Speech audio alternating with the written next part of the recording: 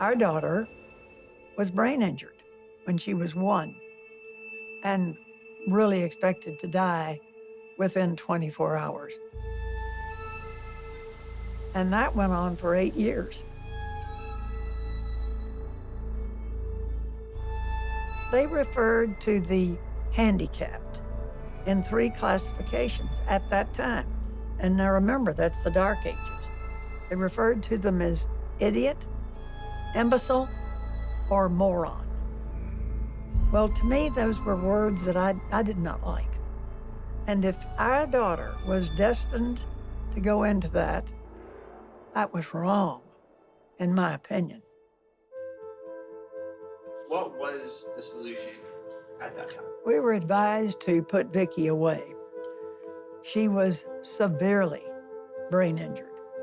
Actually did nothing, and most people don't have any idea what that meant. She felt nothing. She saw nothing. She heard nothing. She was nothing. If we put her on the floor, she'd be there till we moved her, 2 weeks or whatever. And people said, put her away or she will ruin your family. We couldn't do that. And it wasn't what I wanted or what I felt Vicki deserved. She deserved the right to learn something.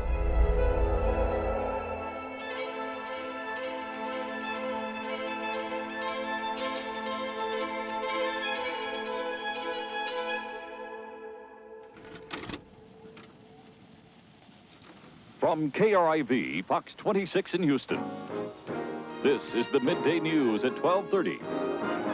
Finally, this afternoon, we're going to take you to Brookwood, a community of very special folks. A place like Brookwood appears to restore our faith in each other and, in a way, in ourselves. Our subject this morning is the Brookwood community. We want to take you this morning to a community unlike any in the United States. More than 50 buildings, including greenhouses, crafts buildings, residences, the inn. At Brookwood, disabled persons are learning the pride of craftsmanship. Yvonne Strait, her colleagues and supporters are tapping the hidden potential of people who do want to enjoy life. Real independent, and you get to learn new things, and you get to go places, and you get to learn new skills. It's a miracle. It's a wonderful, happy experience. I love this place a whole lot. We got lovely people around here. We do our work as best as we can. Oh, wonderful. I'm an artist. Not long ago, many were withdrawn and closed to the world. These people have a need to be needed, just like all of us, and they have a need to be productive. This, ladies and gentlemen, is the story of Brookwood community.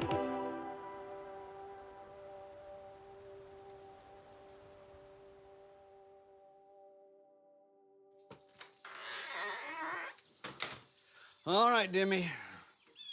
Let's get you going. Good morning. How you doing? Are you ready for a day? I'm ready for a day. Are you ready for a day? Let's go.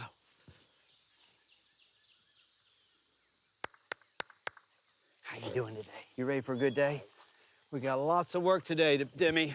We got a play to do. We got exercise. My routine every morning is my little private time.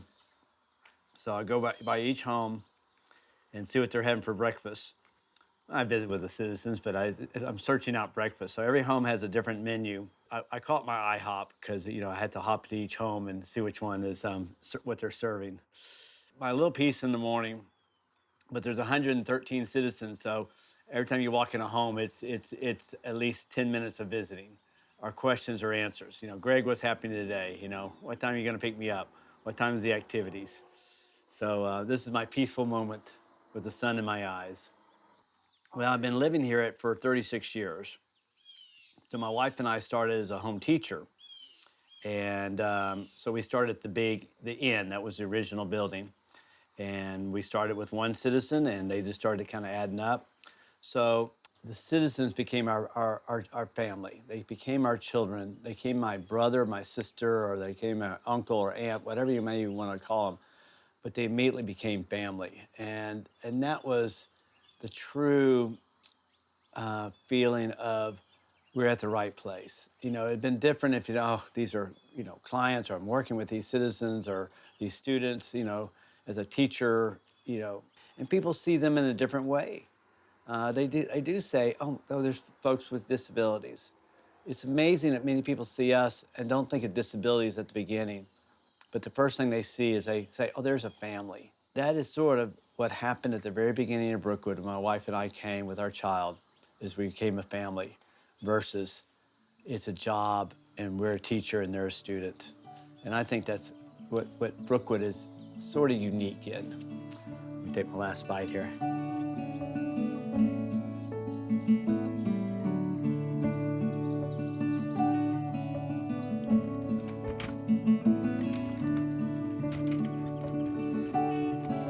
Adriana.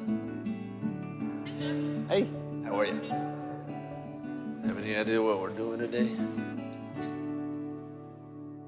We're at the packaging shop.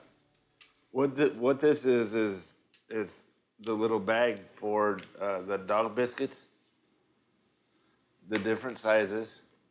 So what I'm doing now is I'm just pricing the bag for later, and then it goes out to the public to sell. Brookwood benefits from it, so it makes me extremely happy. We do salad dressings, we do ornaments, we do soap dispensers, we do soaps, we do ornaments, we do just basically anything and everything that they need us to do.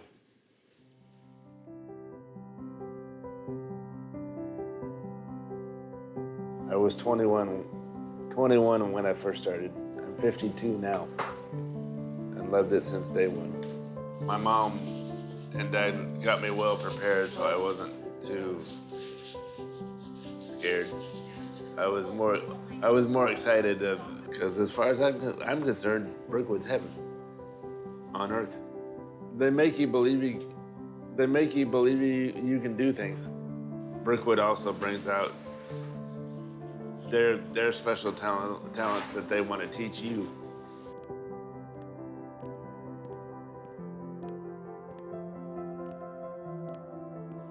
I've never really thought of myself as a good painter, but I'm learning how to stick with it and know I'm a good person.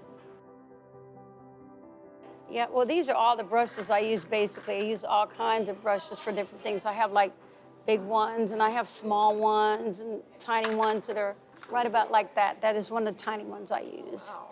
The next thing I'm going to do, it's going to get dry brushed, and then I'm going to put on a spice brown, which is going to be this particular color, a spice brown. I'm going to put on.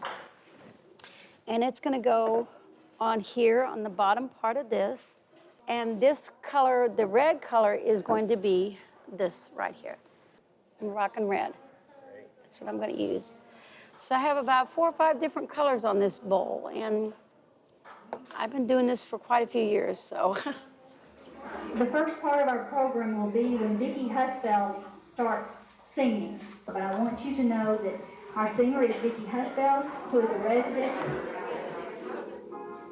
Get to know you, putting it my way, but nicely. I lived in a treatment center in San Marcos for 2 years. It was run by the state. It had steel bars in the windows, and I didn't particularly care for that. It wasn't something I enjoyed, but I lived there. They had people with you watching you at all times, no matter where you were. You couldn't even take a shower without them being in there with you. There were like 3 to 4 girls in one room, and I didn't particularly like that. Came to Brookwood and fell in love with it and been here ever since. They accepted me, and I tell everybody this is a ski resort without the hot tubs. And I'm very well loved here, very well liked.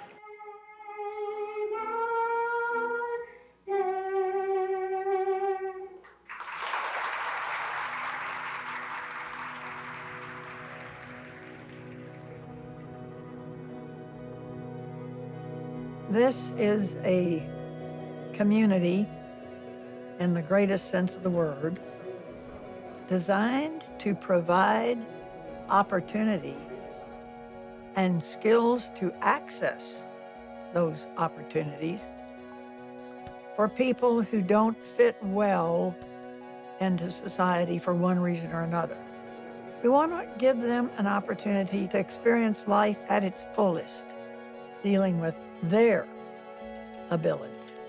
So we jokingly said we're a square hole trying to fit square pegs into it, and not trying to make a round peg fit into a square hole, which is, in essence, a lot of times, society. Hi. My name is Yvonne Strait, and I think of why am I here? I'm not really sure, but I'm sure glad I am. Our daughter had encephalitis and meningitis when she was 1, which did an awful lot of, along with everything, did an awful lot of brain damage. We were advised to put Vicki away. She was severely brain injured. We had to feed her. She was unable to move in any meaningful manner. And people said, put her away or she will ruin your family. Well, in the 50s, I think that was what doctors did tell families. And think about it, there were no services for those children. There was no school, didn't know what to do. They assumed that they were going to die early in age. There wasn't a lot known. And so the recommendation was to do that. I think this goes to the power of being a mother. You know, a lot of mothers heard that. Some succumbed to it. Some said, no and hell no. I'm going to do something different. This is my child. This is not going to happen. I'm not going to let this go this way. And so I think slowly there became a movement for mothers to say, no, I'm going to take care of my child. And so I think that's where change started, was, again, families and mothers.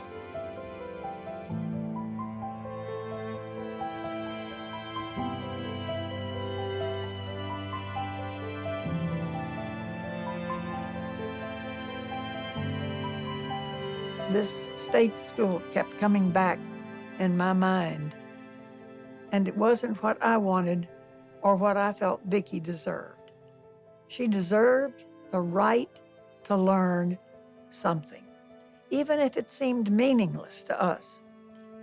She deserved the right to take advantage of that knowledge. So we started out by going to ask advice, and we asked advice all over. We went to many places in the United States to find out what they were doing. And we found something at Purdue with Dr. Newell Kephart, who said, you know what? We want to take what we've got, the talents we've got, and make them work for us, not against us. When we started working with Vicki to teach her a skill, remember, I said she did nothing. She heard nothing, she saw nothing, she felt nothing, she was nothing. I had to begin teaching her tactile kinesthetic commands. And I took my hand around her hand, taught her to grasp an object, and then with my hand, I would undo her hand and let her release the object. So it began with grasp and release. And we did that thousands of times. I'll never forget reaching over. I took her hand so many times and taught her to grasp. And one day, she pushed my hand away and reached up and took it. It had evolved. It had taken place from within Vicki, and the action occurred. Self-motivated, self-stimulated, self-originated. But it had come from the outside. And I thought, my golly.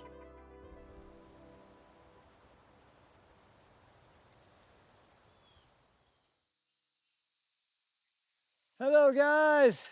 Hey, Greg. Kim, Jimmy came to say hello to you. Hello, Chance. Come say hello to Demi. Chance, how's your first day at Brookwood? You see my bike? Yeah, I saw your bike. This is Demi, and Demi is our therapy dog at Brookwood. So Demi visits you every once in a while, and he just likes to be patted. And he's a All sweet right. dog. All right. Come right over there. There you go. Hi. Yes, sir. Hi.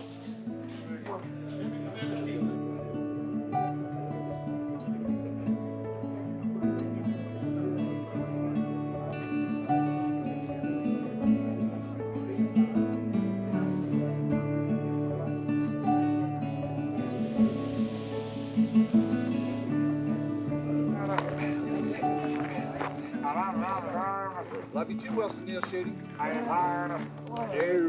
Never. Never. Horticulture is one of the enterprises here in Brookwood, and they are the lifeblood of helping us get all the work done that we need to get done. We have 4 crews helping us with the citizens. They're the production team, they're the planters, they're the ones that take liners, put them into the container, and put them down on the ground. Then we have the movers. That's when the plants need to be spaced and put out into tubes. They take care of that. We also have propagation, which we make little babies of these so that we can grow more. And then we have the recycling team, which helps in cleaning the pots and cleaning the tags and cleaning the flats. So we're good stewards with the resources that we're given. We've been real blessed to be able to take the time to meet with the citizens, understand their needs. We've got Wilson, he can't sit still. Josh, he can't sit still, so they're great at movers. Robert Ball, he loves the details, so he's great in propagation. Max is really good about making sure that things are planted at a certain depth, so is Miss Ann. So just to find what their purpose is, even if it's just putting a stick in a hole, without the citizens, we wouldn't be able to function. What I'm doing is a platter. I don't know what kind of platter, but it's a platter. And what I'm doing is I'm painting, but I can't paint past this because all this stays white.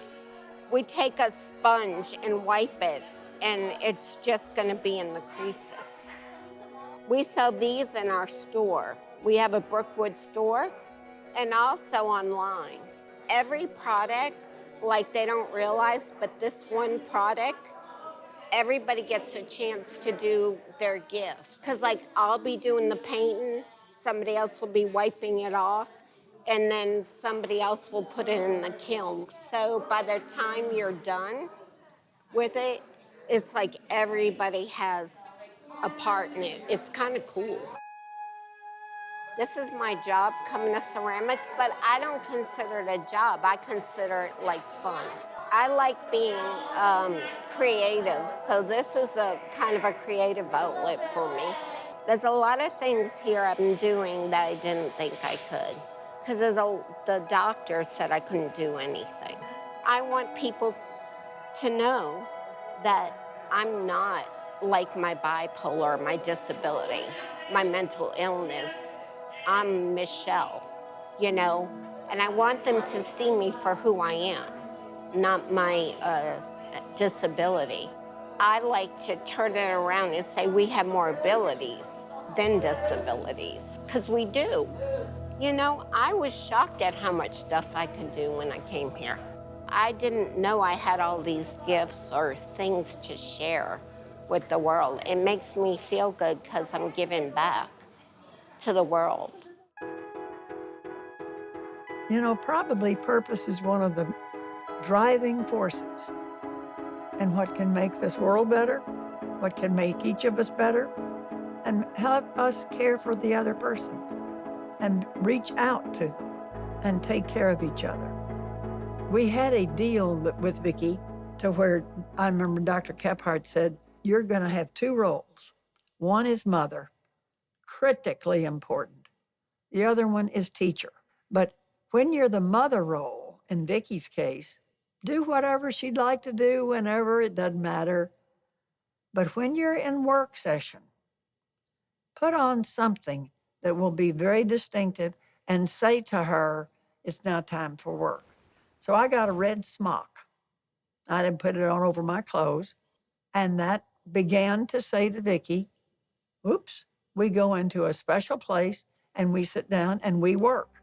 That went on for a long time. And one day I'm in the kitchen cleaning up something, and she comes with the red smock.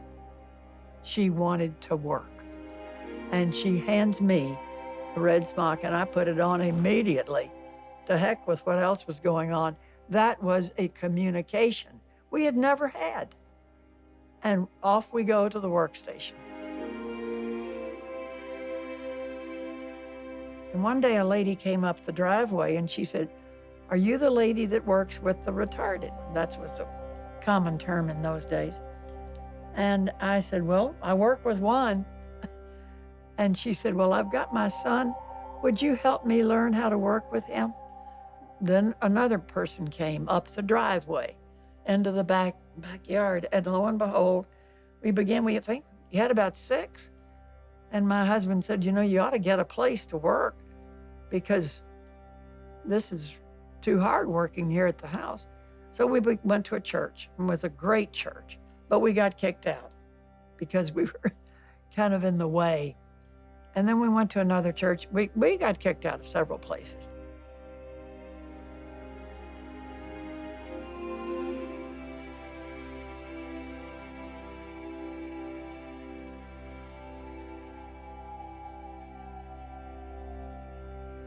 We began to get more children with what we called learning disabilities.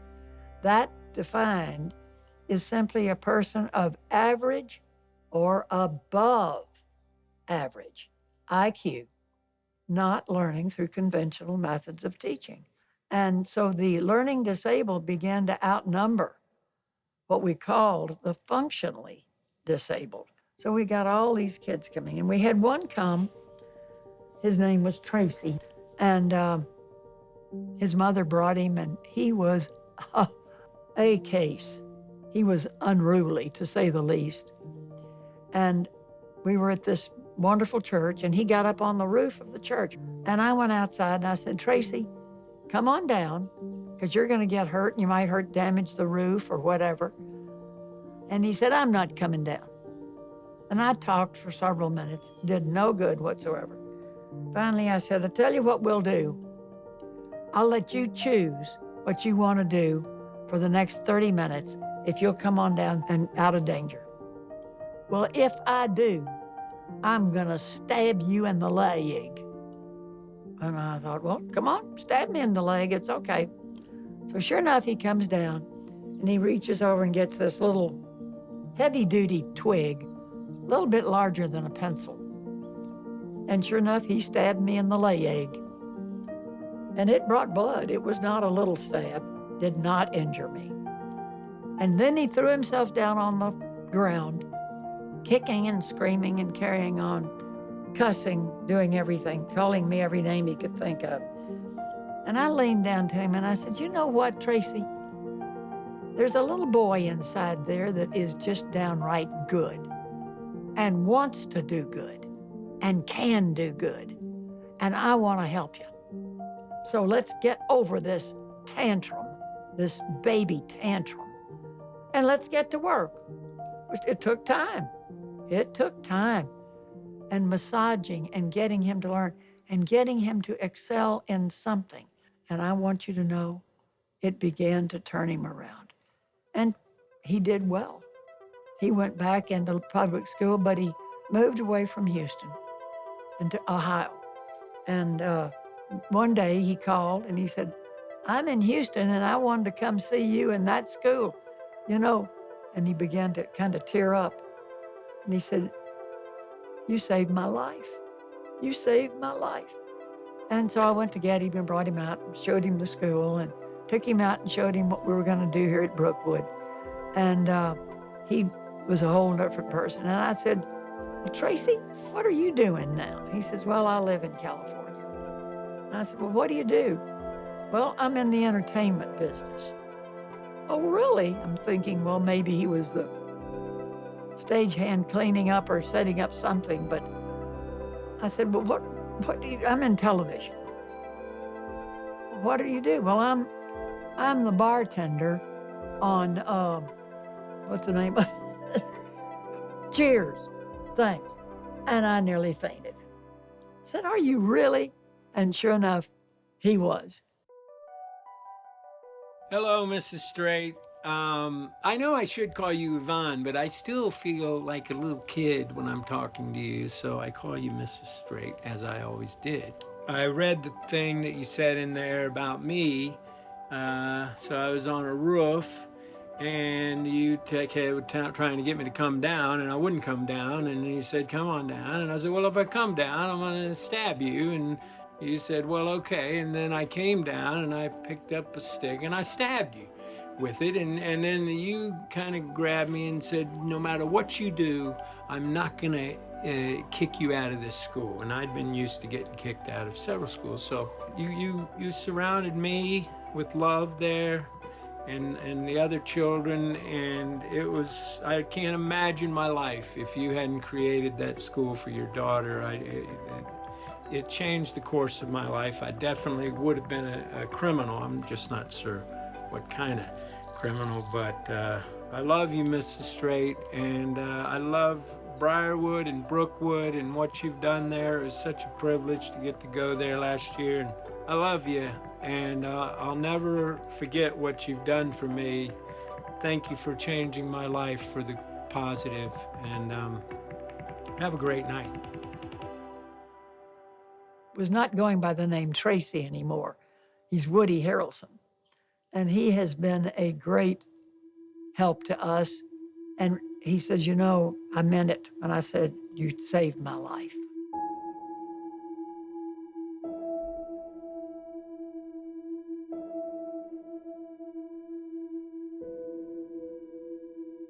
Okay, well, I am Vivian Schutte. Vicki Straight is my sister. I am CEO not because of my formal education, but because of my sister and my son. I grew up clearly with my sister Vicki, majored in special ed, kind of know the road, okay? And then I got my own, my son, Wilson.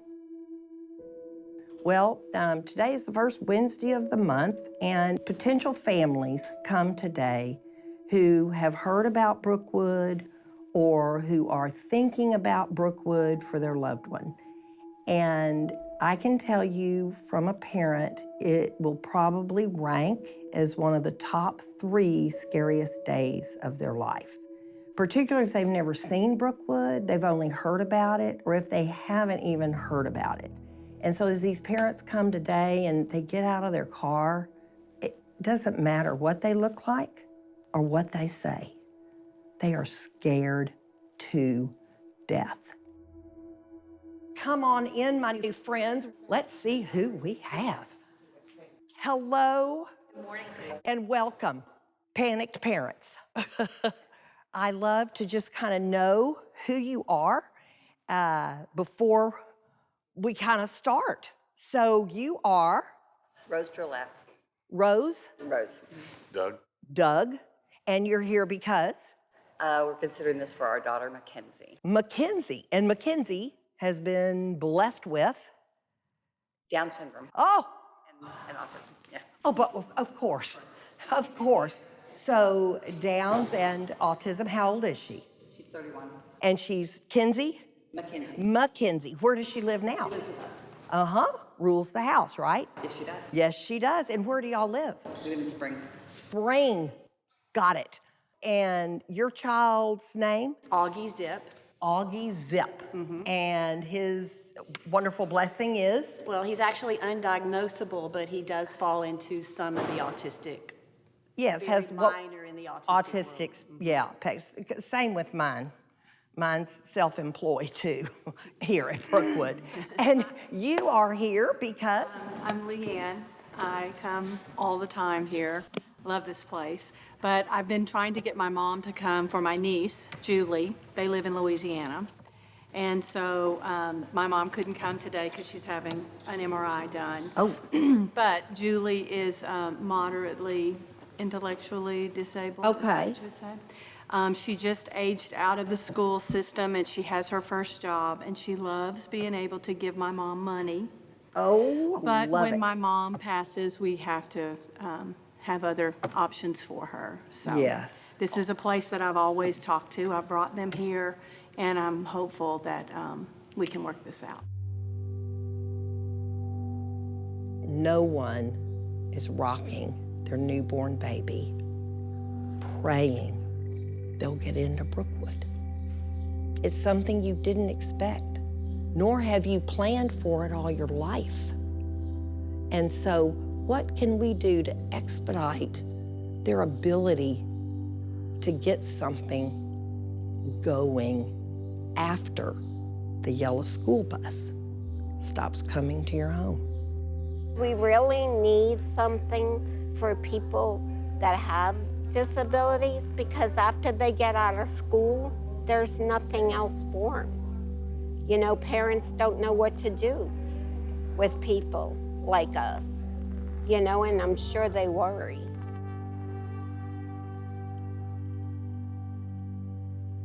You always have in your mind how your children are going to excel when they get older, and you try to help them prepare for that.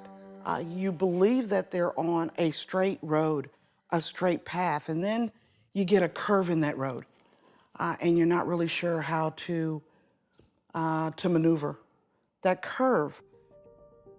In that instance is that Josh actually was a normally growing up child who experienced an asthma event, ended up in the hospital, and had a cardiac arrest.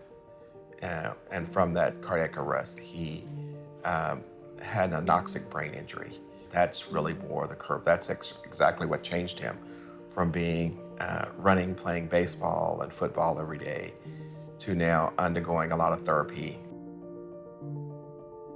So he had graduated from high school, so he had to stay there until he was 21. So I think the question was, now what do we do? Because he had something to do in the daytime. So now that he's 21, other than just letting him sit at home. Do you want to tell them your name? It's Madeline. It's Madeline. How old are you? I'm 23. You are 23, that's right. There are good supports for when a baby is born and then through the educational system. But the minute your child turns 22, there's nothing really. You have to create a full day for your child as a parent.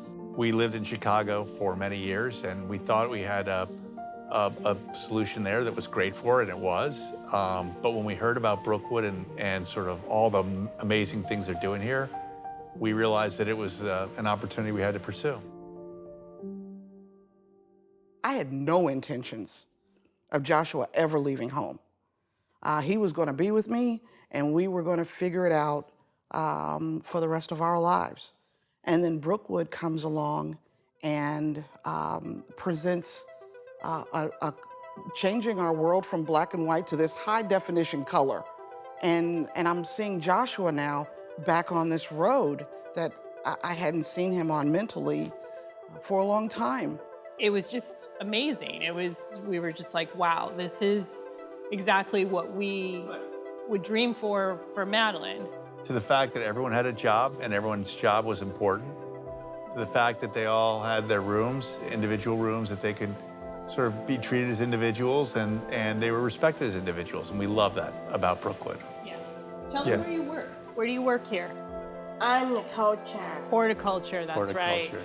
You work with seeds, right? And what else? I'm the boss here. The pots, that's right. That's right. You're very busy. So what department do you work in? Brookwood? No, stone casting? Stone casting. Love to work.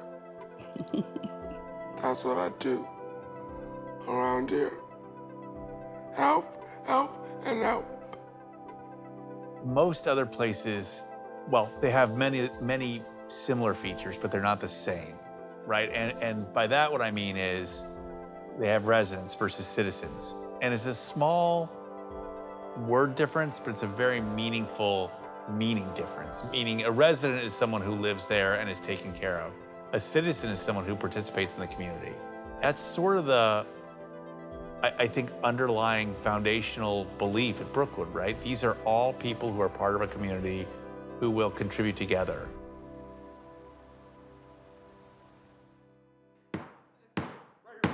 We now call the official meeting of the Executive Council of the Brookwood Community, March 2022, to order. All in favor? Aye. Motion passed. So the purpose of this meeting is to get input on ways we can make Brookwood more fun, the ways we can include more people, share our unique gifts. So first on the agenda is Meade Greer. Meade, go next. If Sam Foster, who covers later on, has something to do or a doctor's appointment or something, a key to the packaging shop, because I think all the citizens have to go the long way to get to the new building, and I want Marcy around, and it's hard for her to get to the new building if the door's shut, and especially if it's cold and rainy, and then they have to go all the way around, and it's hard, and Door that goes into the cafeteria. sometimes it's locked. She's recommending that the teacher, correct, Sam Foster, gets a key so that her friend will have a shorter distance to everybody. And everybody, of course. Yeah. All in favor of Sam Foster getting a key? Aye. Is there anybody opposed? Motion passes. Stacy Lynn has her hand up. Stacy Lynn Perna. The main road. Oh, the main road? The main road. For wheelchairs are dangerous. Well, where is the main road? Because that was in our minutes from 2 years ago. I want to see if we fixed it. Okay, so I'd like to make a motion that our head of security take a look at the main road going to the homes and make a recommendation. Okay. Yes. I'll check them out. All right. There's a lot of them. And all in favor of Bill checking out that main road? Aye. Is there anyone opposed? No. Motion passes. So now we're at the close of our meeting. We just need to approve the minutes from the last meeting, okay? And so if you can just make that a little bigger, here we go. So our meeting is adjourned, and who goes? I'll take you back. Tell Chris too, she'll write it down. I love that. Thank you, Stacy Perna. Stacy has a very good thought. Vivian, I'm sorry. What? But I just feel like I need to talk to somebody. Well, what do you need to say? There goes my root beer. Fuzzless titty. What do you need? What? Tell me what you want to say. I'm really scared about my parents. I know, darling. Let me tell you, when you were talking a minute ago, sweetheart, when your parents are 90, and mine are 94. I know, I'm scared of losing them. I know, darling, and that's what's at the heart. And that is so important. Would you be a partner with me as we both pray for our parents? I have tried praying. I can't. Well, okay, so we don't have to pray. I can pray for you when I'm praying for mine. But I would be happy really, to pray for Fuzzy Jennifer. well, here is the deal. She is so fortunate to have both of her parents. And one of these days I'm going to lose mine, and I just don't know what my reaction's going to be. Well, nobody knows that, Jenny. I know, But you know something, Fuzzy Jennifer? I lost my dad in 1996 on February the 29th, which is a strange day, by the way, for someone to die. And Yeah. I lost my fuzzy mom on January 8th of 2019. How are you? 23 years apart they were, you know? How are you coping? Because Jennifer and I don't know. I am scared too. This is mine. I'm not here to give advice to anybody because I'm a lousy advice giver. I will admit that right off. Okay. But if you are afraid of losing your fuzzy loved ones, bear this in mind. We are all gonna die someday anyway, and you will be with your fuzzy loved ones forever, and there will be a party that will never stop. One of our trainings for home teachers, I talk about a parent's greatest fear. Their biggest fear is what happens when I'm gone. Really, the only issue should be planning ahead of time. Yeah, Dad, you can say something now. My turn, okay. My full name is Satyajit Singh Chadha. My name is Indu, and I'm Nupi's mom, and he's my oldest one. Next year, he's going to be 50 years old. I love him. You know, he's the one who made me such a nice person. Hi. He went to maybe about 3 or 4 programs in total after he graduated from his high school at the age of 19. Then he had to go into a state-funded program.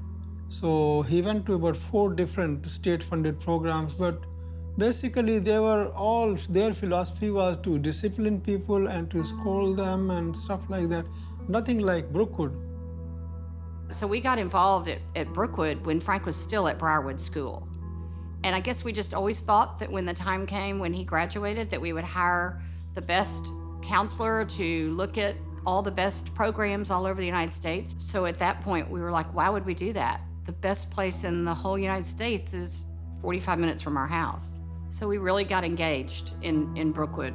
It's safe, it's happy, it's work. And the work gives them such worth, you know, for him to feel comfortable and for him to feel loved and needed, plus to be protected. You know, we love to do volunteer work at Brookwood, but unfortunately our health is not so good. Yes. Of course, my younger son now, he feels Nupi should be settled somewhere because we are getting old. One of these days, if one goes or both of us go, the responsibility is going to fall upon him. You know, that's another reason that we feel like Brookwood is such a great place for Frank, because we, you know, decided a long time ago that we wanted Sam and Ben to be part of his life, but not responsible for him. We didn't want them to have to raise Frank or for him to live with them and their families when they're married and have children. We wanted them to be his brothers and be part of his family, but not to be responsible for him. So we're just hoping that before we die, he can settle down somewhere. So my son's worries are over, our worries are over.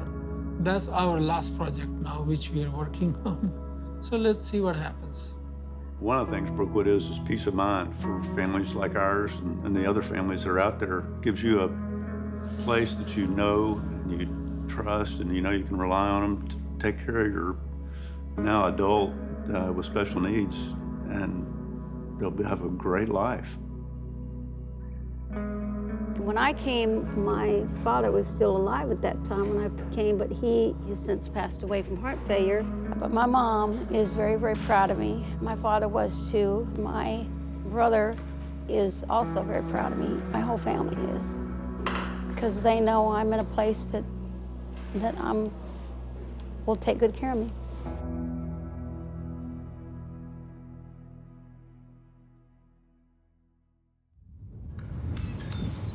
A little more than a decade ago, this place was only a concept.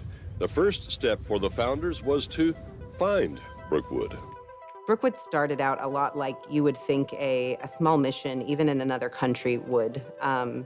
There wasn't anything formal. It was very tribal. Just a bunch of families that were deciding that they were going to try to pilot a community that would be a safe and happy place for adults that were unique and different. Mrs. Strait did not think she could find it for Vicki anywhere else, and so it was, okay, here, let's try this. And it was very informal, just really organic. And it was this beautiful rural setting and this opportunity to fail forward. And as you can see, this is just the answer to prayer. We made the approach and bought the land in the early 80s. But since that time, we added the inn, which now houses 26 people, and our administrative staff, and the major lunchroom of the community.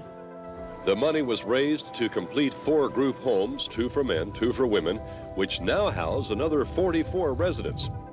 As Brookwood grew, and particularly as Brookwood was committing to Citizens for Life, there is an element of medical support that's needed, more formal, that's going to be responsible.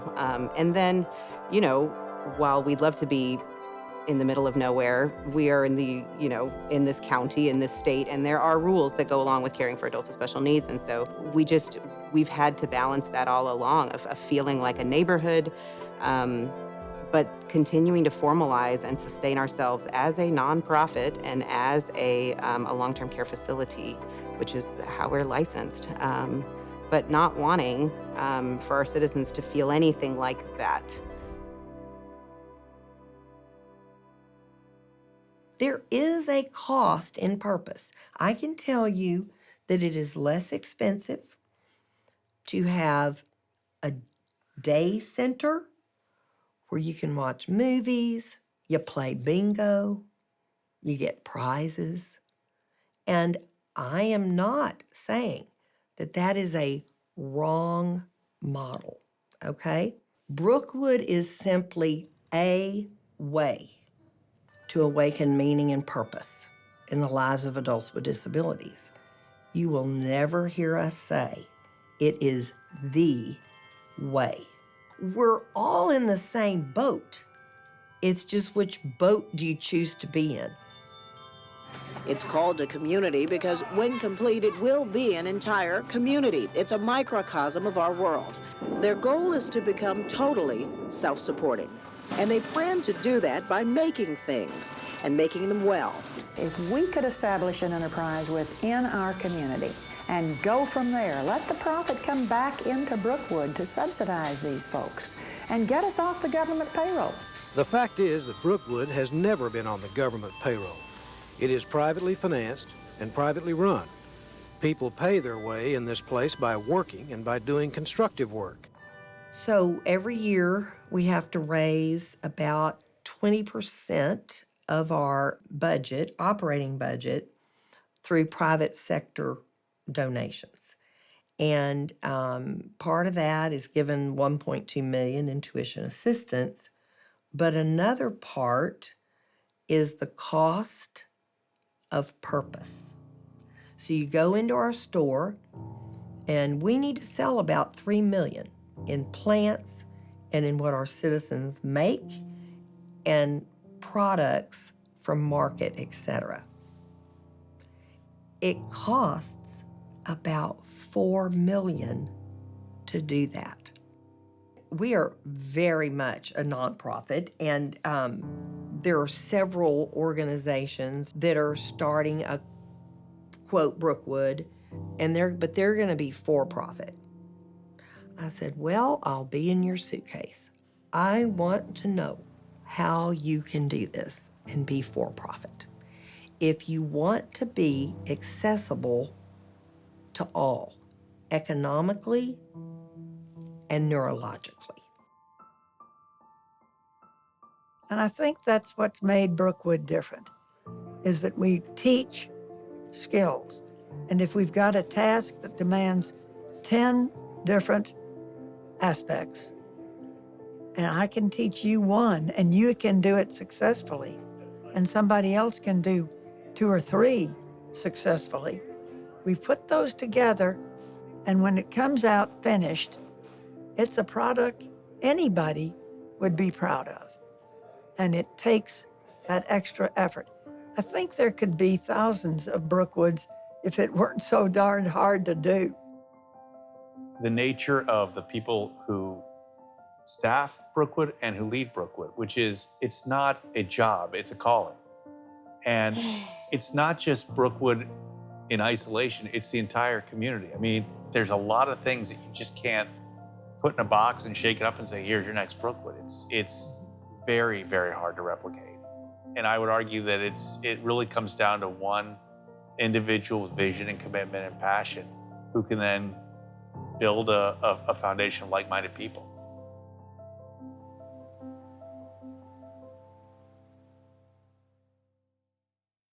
For parents of children with special needs, there's an anxiety-provoking question that often looms large.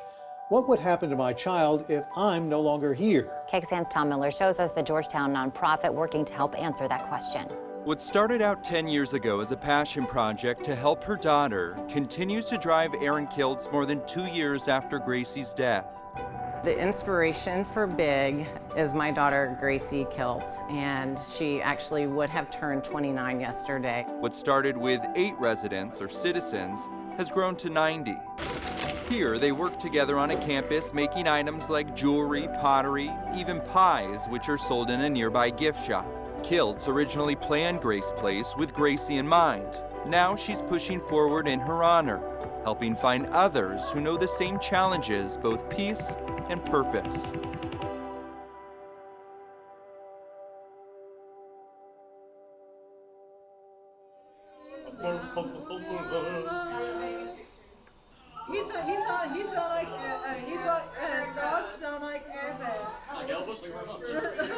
Thank you very much. Thank you very much. Brookwood in Georgetown is a very out-of-the-box vocational and residential community for adults with special needs. And everything they are creating on a daily basis is sold in a beautiful high-end gift shop and cafe that they are also able to work and participate in. And the second part of our mission is to really change the way the world views this population. My inspiration for everything that is big came from a very personal journey, and our third born was born with Down syndrome, Gracie, and she was really thriving, and then at 3 she incurred a traumatic brain injury during a fight against leukemia, which left her even more fully dependent. And yet she continued to progress and to eventually regain a lot of what she had lost. And probably the most meaningful thing she regained was her beautiful smile, which was a gift to everyone that she came in contact with. And that's kind of what made Gracie famous, because her senior year in high school, she was nominated and elected homecoming queen. We're just still celebrating, you know, what's next for Gracie and her friends. And I did not know until that moment there was really nothing. And I left that meeting in tears and called my husband, and I began to search just on the internet for any post-high school community. And I had not discovered the Brookwood community till on a different search engine at 2 o'clock in the morning. I stumbled upon it. And the very next day, I made an appointment for my husband and I to come and tour. And that was where I just had the most, aha moment, like, wow, there is something beautiful, life-giving that highly values these individuals that have so much to contribute. And so I fell in love with Brookwood. I fell in love with Yvonne and Vivian, and I really attached myself to them. I really wanted to recreate what they had created 40 plus years ago. I believed in the paradigm shift of the Brookwood community, And I knew that it was what I wanted to execute here in Georgetown. Can I just say a shout out to the Brookwood citizens for starting this, for Yvonne Strait and for all of them. You guys really set a high bar for us to meet. Thank you for everything y'all are doing here, and thank you for everybody who's been behind me and the chance to support me. That means a lot to me.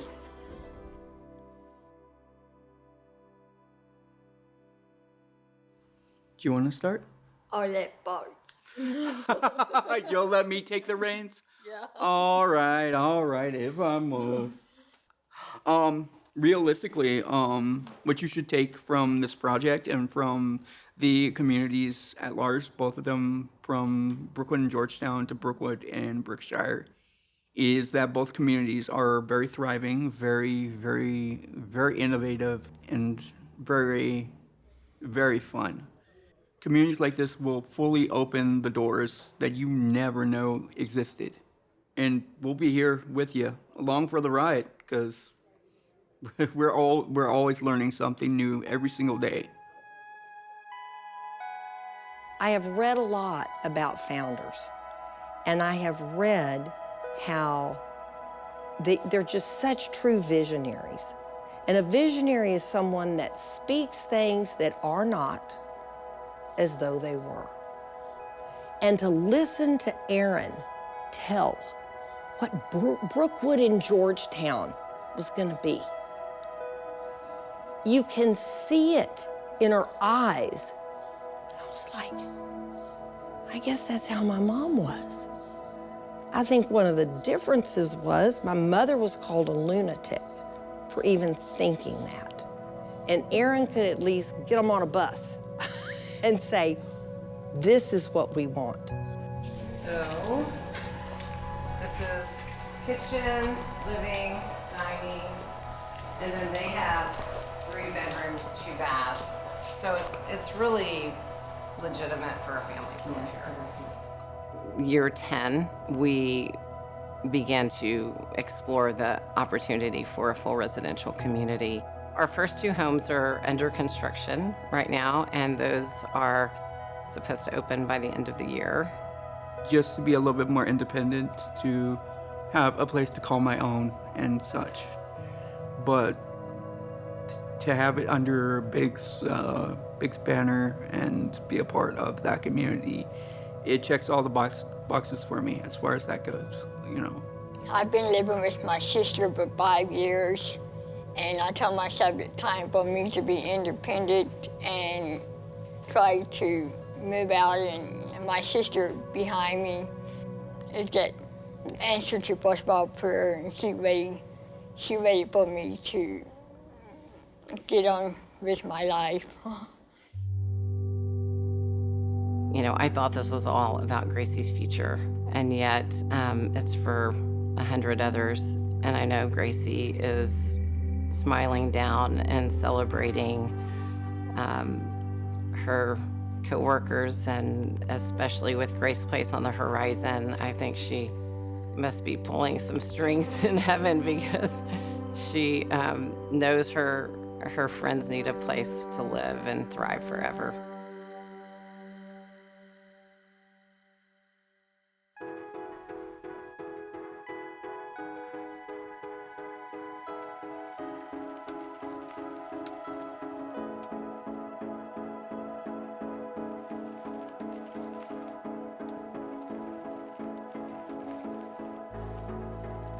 You know, one of the things that we always heard from our founder is there were so many people said, your child's going to be a burden to society. Well, what does that mean, a burden to society? It seems like, what means that, you mean the government has to take care of this child? Oh my gosh, people are going to have to do something different because your child's going to make it harder for them. And so here at Brookwood, you know, I understand those words, but here, you know, I want these guys not to be a burden, but I want them to have a purpose, and I want them to serve this world. And through our biking, which started as exercise, turned into a fitness program. Now, one of the main events is this Bike to the Beach. that gives them a purpose, that they're serving others. Everybody listen. Shh. Brookwoodians, I need y'all to be bike pros for me. Shh. I'm gonna start picking y'all up at 6 o'clock. So I need you to be at the door when that bus comes down for the homes. I'm gonna honk, and I expect you to come to me and get on the bus. And tomorrow, you're gonna be professional bike riders. That's what you've been training for. You're gonna be riding this ride representing Brookwood, as many people out there are representing Exxon or HEB or a corporation are gonna be out there riding alongside you. So tomorrow, you're a host. Now, once we get to the community center, the finishing line, I want you to go crazy. I want you to go wild when you go underneath that finishing line. So you ready? You ready, my good friend, Mead? Yes. You're going underneath that line. I want you to just give me a whoopee. Whoopee! All right. I want you to do that because you have accomplished not so much. Guys, tomorrow, it's a breeze. You've done this. Y'all have done 150 miles individually. You've ridden over 150 miles this year. So 12 miles is nothing. No. Okay. So I want you to be proud of that. You are representing Bike to the Beach.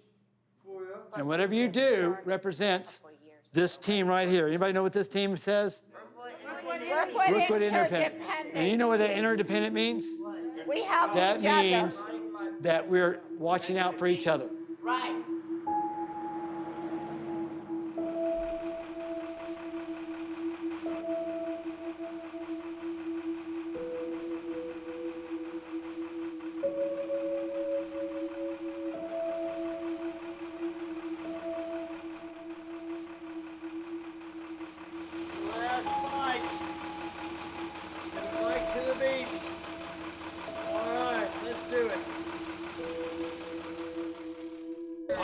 Ladies and gentlemen, are y'all ready?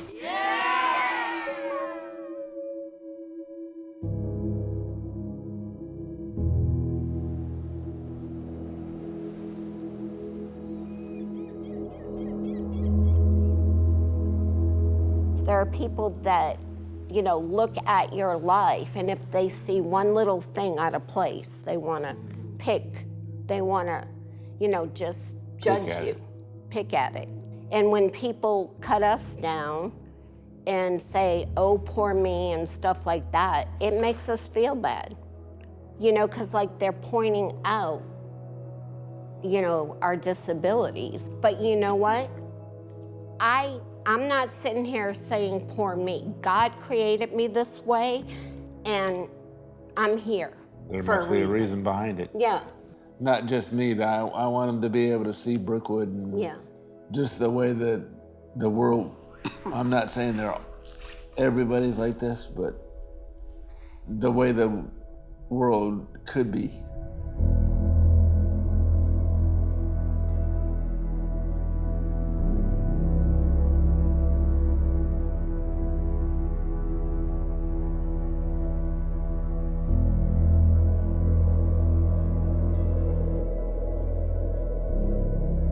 My mom had told me once before that, when you come to Brookwood, you come and you have love in your heart, but when you leave, you have tears in your eyes because you don't think people in the world that have disabilities can do all this work.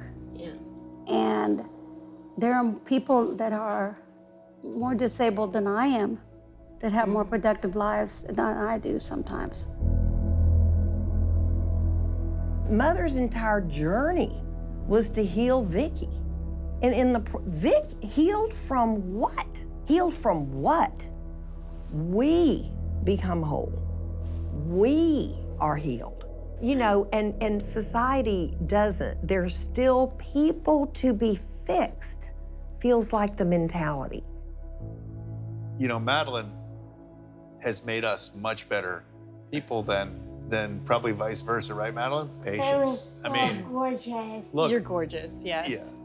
It does make you want to be the best person you can be, and it's hard sometimes, but you've learned patience, you've learned a level of love that's different. And wonderful. And it's just, there's a joy that's just amazing. You got to get over the shock. Now that's talking about a tragedy that God turned into a miracle. And of course, I couldn't see it at the time. Well, I found out after a period of tremendous effort, I could not make Vicki well. Vicki was well because her destiny was to serve as a catalyst to open doors for others.